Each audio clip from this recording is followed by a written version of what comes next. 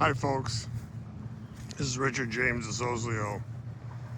If you're familiar with my work, you know I've spent 40 years writing about how the Rockefellers killed JFK, RFK, and ordered Watergate to dash the presidential hopes of the third brother, Ted Kennedy, and the process brought down a presidential administration. But this building here is called Rough Point. It was originally built by Frederick Vanderbilt. Of course, you know, the Vanderbilts were Rockefeller's business partners, so right there and then you got a connection.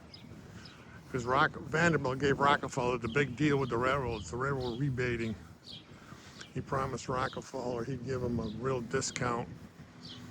So without the Vanderbilts, we probably would have never heard of Rockefeller. Then Frederick Vanderbilt sold this place to the Dukes. Duke Energy, Duke Tobacco, and Duke University. And this is it. This is near Narragansett Bay here. Nice view. A few tourists around here. It's a museum now. I don't know if we can get into it if it's open. But I want to finish telling you how this ties to the killing of JFK. All right. In 1938, summer 1938, there was a young lady named Fernanda de Morinchides. And she was a maiden. This was her coming out party. She was a debutante. And she had held a lot of promise. See, this is a museum now. See, there's the front entrance. This woman held a lot of promise. And they threw a whole series of ball parties for all. Of course, I'm in Newport now. This is the area of the Vanderbilts and I don't want to pick up people on my camera. The Vanderbilts and the Assas, they had their big mansions out here. But I told you, this was built by Frederick Vanderbilt. He sold this to Duke. And then Frederick Vanderbilt built a massive mansion on the Hudson River, directly across the Hudson River from a man named Colonel Oliver Payne, Jack Rockefeller's original business partner in Standard Oil. Payne, that's Payne, Colonel Payne. Okay. And they had mansions on the Hudson River right opposite each other. If you get out to Richard James Assosio and you search some of my videos, you'll see a video of the Payne Mansion, and you'll see a video of, you know, Frederick Vanderbilt's massive mansion on the Hudson River. They were actually next door neighbors on the Hudson River. And anyways, but I want to hold you this thing here a little bit. We'll stay here in the shade. Still, how does this tie to the JFK assassination? Then again, there was a young lady named Fernanda de Morinchides. Now, if you're a Kennedy assassination buff, you'll know that name, de Morinchides. I'm just going to say Morinchides. We'll drop the DE. Well, her first cousin, George Morinchides, was Oswald's closest associate in the days leading up to the JFK assassination. So if there was a conspiracy and it involved Oswald, it would have had to gone through George. And George was an unlikely friend to Oswald because this George was a Fifth Avenue socialite. If you read some of the Warren Commission documents, like 533 in his Warren Commission testimony, you know, he was hanging around with some very wealthy, influential people in America, including, there's two references to Nelson Rockefeller and other people like Bendix, you know, Bendix Corporation, who was partnership with Henry Ford. And so George, this was George's first cousin, 1938 summer. Now George could have been at the party. See, they don't, and the reason how I know about the party, because the party was covered in the New York Times, in the society column. Yeah, right, with the Vanderbilt names. And yeah, this was you don't get much more socially, you know, socially up the pyramid than these people. And you don't go any higher, other than maybe the King of England. But here's the point. I'm trying to tell you about this girl, this Morinchides. this Fernanda, and she was George's first cousin. She married George's uncle, Fernanda, who was the first secretary of the Tsar's embassy in Washington, D.C. Okay, well, here's where it even gets more interesting is George's uncle, okay, married a girl named Nona. Nona is Fernanda's mother. Nona married, Nona was the daughter of William Gibbs McAdoo. Okay, William Gibbs McAdoo was the Secretary of Treasury for President Wilson. Okay, of course, that heavily involves what? The establishment of the Federal Reserve Bank by the Rockefellers when they had their 1913 meeting in Jekyll Island. All right. So he would have been part of setting up the original Federal Reserve Bank, involved in all that. Because Wilson signed it all into law. He signed the 16th Amendment, he signed in the Federal Reserve Banking Act, he signed in income tax, 16th Amendment, when the Rockefellers opposed income tax on the country. Everybody but themselves, of course. See, they started the 501c3s, so all the money they moved into their Rockefeller Foundation as a tax avoidance scheme. So here's something also interesting. Ferdinand, the secretary, was widowed. Secretary Gibbs was widowed. William Gibbs McAdoo was widowed. And he married, as his second wife, Eleanor Wilson, President Wilson's daughter, in a White House ceremony. Yeah, and then George's uncle, Ferdinand, married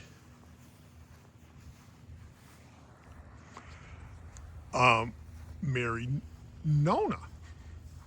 She was married like 6 times, but 5 times by the time she died. She remarried. And Nona, who was William Gibbs' daughter, married George's uncle. So Nona was George's aunt. Nona was the stepdaughter of Eleanor Wilson's, or maybe the step-granddaughter of President Wilson. And George was what?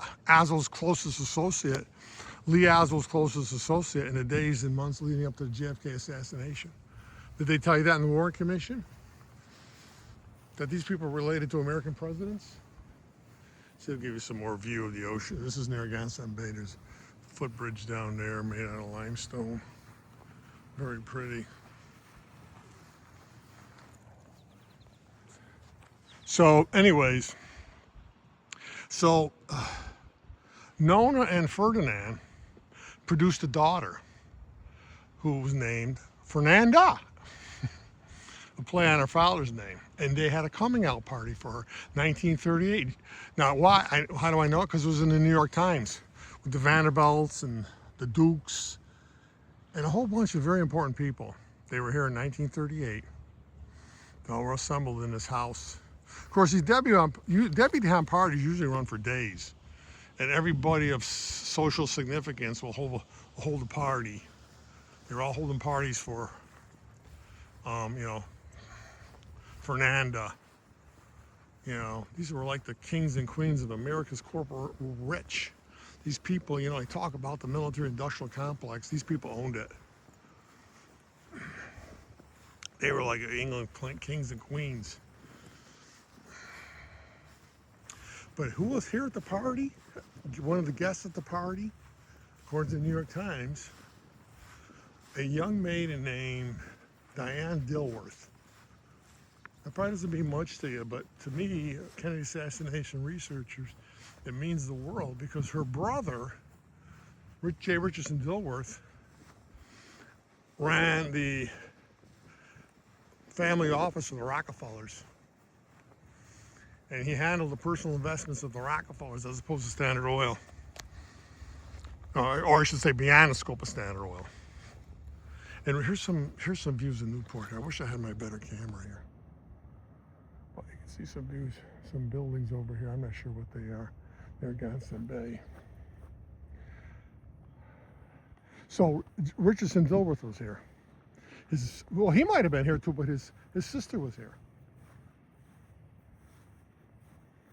That's significant. George could have been here because he was in the country in 1938. He arrived in early part of 38, so he could have been very much here, but never got. You know, I talked about the wedding of Nona and Ferdinand. Who was there? Robert. Well, the president was there. The president of the United States was there. Vice President of the United States. Also, Secretary of State Robert Lansing. Well, who's he? He's the uncle to what? Allen Dulles, who was on the Warren Commission. And it's possible that the Dulles brothers were at the wedding too. They wouldn't make the headlines. They were just upstarts at the time. They were just upstarts. But did they tell you that? Did Allen Dulles tell you that his family was going to the Morinchi's weddings? Allen's closest associate? They were at their family weddings. Did Dulles tell you any? Dulles say any of these things in the Warren Commission? They're related to the President Wilson? They bothered to bring that stuff up? The Allen's closest associate was related to President Wilson? The Secretary of the Treasury? The people who control the money of this country? Which are called, ultimately, the Rockefellers, the ultimate money authority. It automatically ties to the Rockefellers. So anyways, yeah, a little conflict of interest there on the part of Allen Dulles. Also at the party was Perry Belmont was at the party. They're related to the Rothschilds. They're also related to mentioned Colonel Payne. They're related to Colonel Payne too, one of the original Standard co-founders. That's why there's people that put out there in history, they've done it more than once, that the Rockefellers killed JFK under the orders of the Rothschilds. And there is a little truth there. A little bit of a truth, but you have to frame it in the proper. And the reason they say that is because Colonel Oliver Hazard Payne, they were related they were distant and related to the Rothschilds through the Perry family. The Perrys married the Belmonts, and the Belmonts were the agents for the Rothschilds in America and related to the Rothschilds through their grandmothers. See, and that's why they claim that Kennedy's killed. Many people do that, QAnon and stuff. They believe the Rockefellers killed the Kennedys because of their connection with the Rothschilds and, well, one of the original founders, Colonel Payne, were related to the Rothschilds, distantly though, but probably more in terms of money and power than blood. But I don't believe the Rothschilds ordered the Kennedys, ordered the Rockefellers to kill Kennedy. They didn't need the Rothschilds. The Rockefellers didn't need the Rothschilds to kill JFK. Were they part of the secret? Well, they might have been.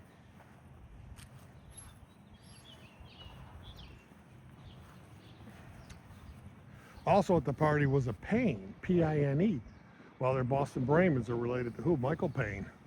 Michael Payne, you know, Warren Commission. I mean, Kennedy assassination, Michael Payne and his wife, Ruth Payne. They're Payne, Payne, P-I-N, they're Boston Brahmins. They're also Forbes. Michael Payne was a Forbes. He was a cousin to John Kerry, who ran for president of the United States. He ran against Bush Jr., baby Bush. And, they were Skull and Bones, So when Skull and Bones ran against Skull and Bones, that was basically a Skull and Bones victory for the White House. That means Skull and Bones took the White House. And Skull and Bones is principally involved under a Rockefeller mandate to kill JFK, all under a Rockefeller plan.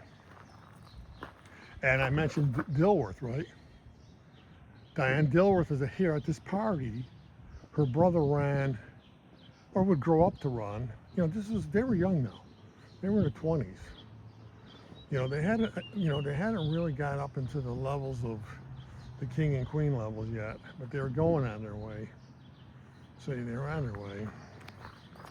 But Dilworth She was here, Diane Dilworth. Her brother ran the family office for the Rockefellers. Well, in later years he would. They were young then. But Dilworth was what? He was Skull and Bones. Okay. A lot of Skull and Bones involved in this story.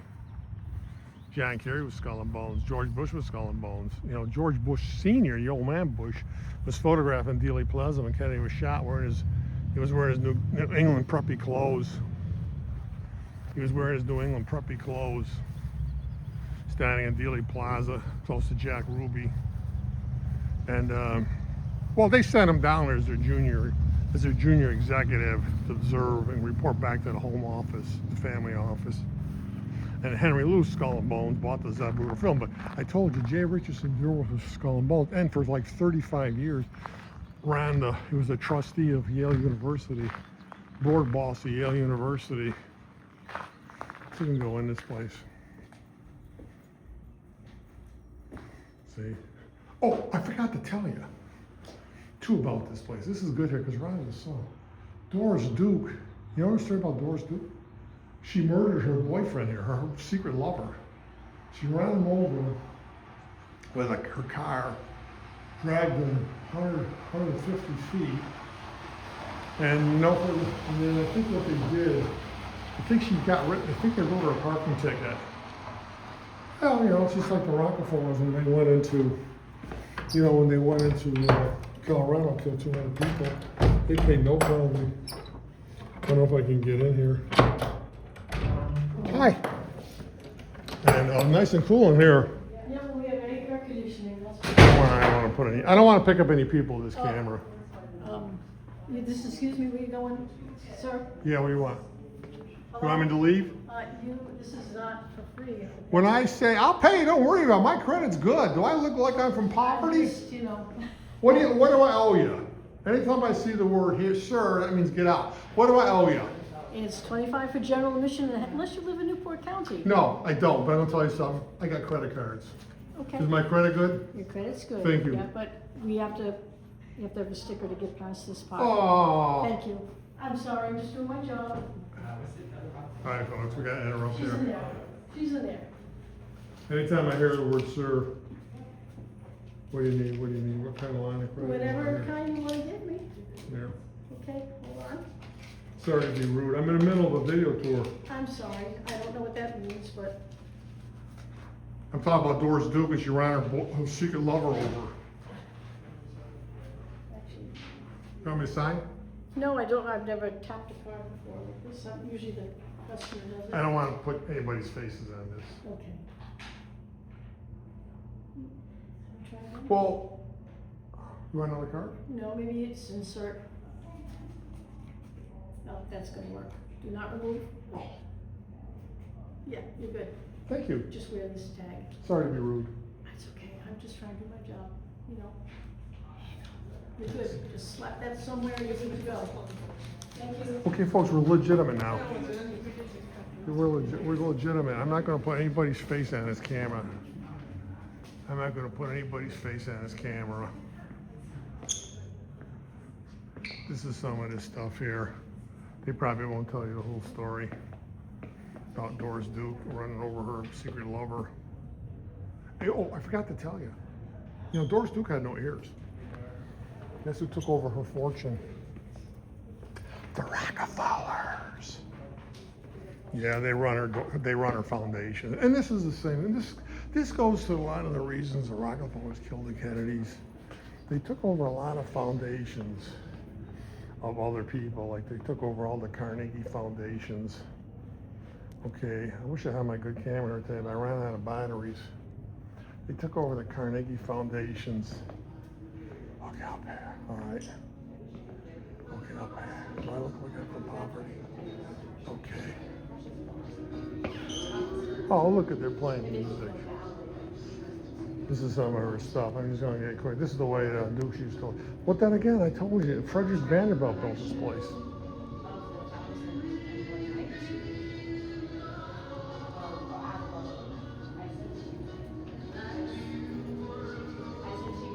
Some nice artwork here. Who's this by? I wish I knew this artwork. Maybe I'll go over and show you Doors Dukes Boudoir. See, they won't tell you the truth. You come to these places. Some nice flowers here. Yes, yes. When I hear the word sir, whenever time I hear the word sir, that means uh-oh. These are nice people, though. They're nice people. But they'll never tell you the truth. So did you like the house? They'll never tell you the truth. They'll never tell you the truth. The Rockefellers will be the first to lie to you. And then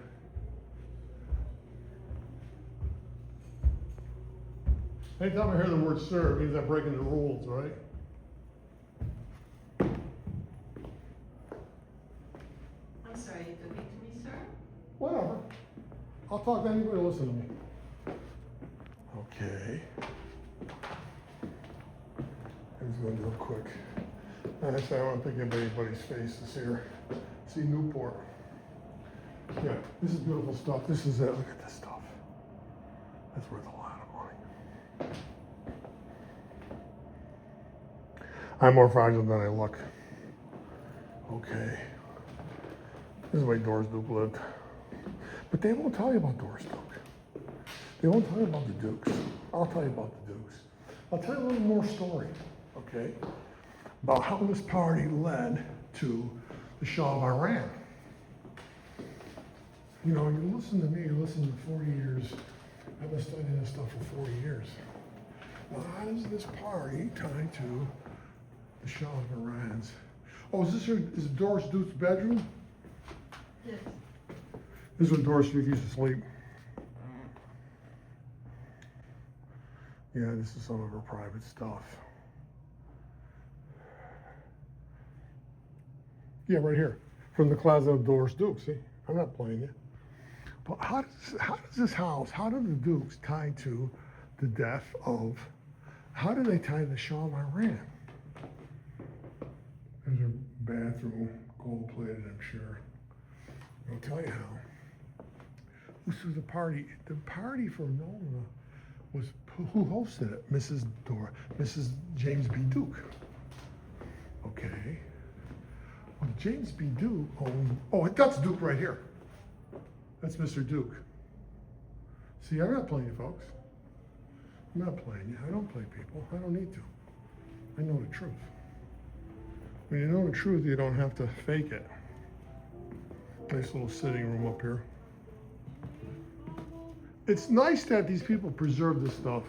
I'm gonna show you. No problems. Don't worry. All right, no problem. Do I look like I got a lot of money. Don't worry about mine. I got a lot of credit. I got a big line of credit. But here it goes. Here it goes. Here it goes. Here's some more Duke's clothes. Yeah, Doris Duke. There's some of her fashions. You know, I think people would be more interested in Doris Duke than anybody. But don't stand in front of her when she's behind an automobile of a car. I don't think she even drove. But this is probably her dollhouse when she was a little girl. But anyways, I believe Doris Duke died in California. And there was always allegations that she died from a mercy killing, and I don't really know that. And just some of the scuttlebutt that goes around. Hi, come on up.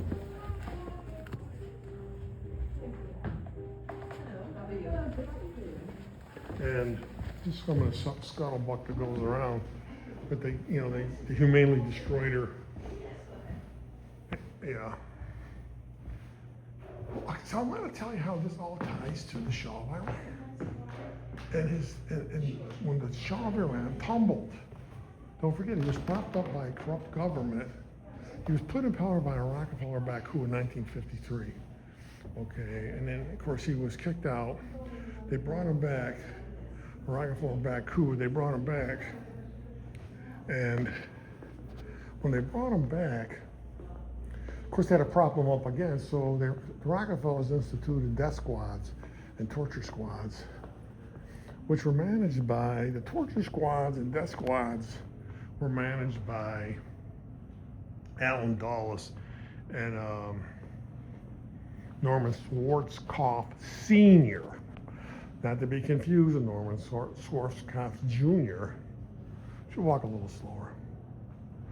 Not to be confused, father and son, you know, both meddled in the Middle East. You know, the Middle East was run by Churchill. Had very little to do with anybody in that part of the world. It was all Churchill and the Rockefellers in pursuit of oil. Well, here's the problem. When the Rockefellers put the Shaw back in power,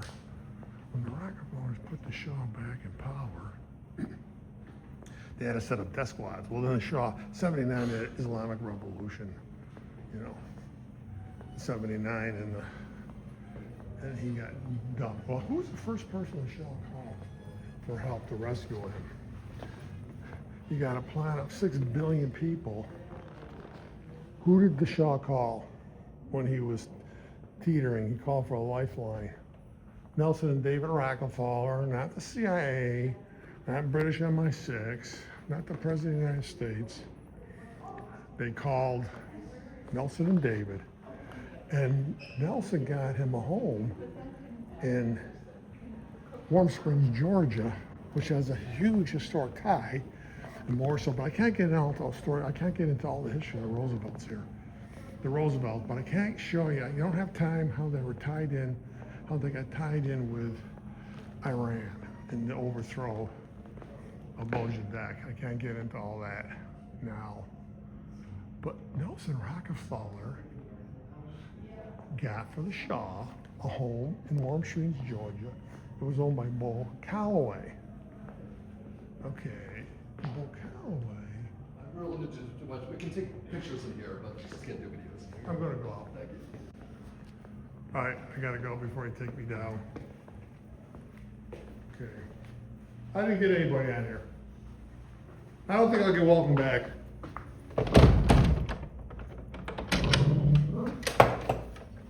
Do I owe you anything more? Owe anything more? Outside is fine. How about donations? I'm sorry. You need a donation or anything? $50 or something? If you're going to the house, you can certainly do that. Yes, just can't do videos in the house. Yeah, take a $50. Well, if you have your thing, it's fine. We can do it here. We just can't. Okay, I gotta shut the camera off.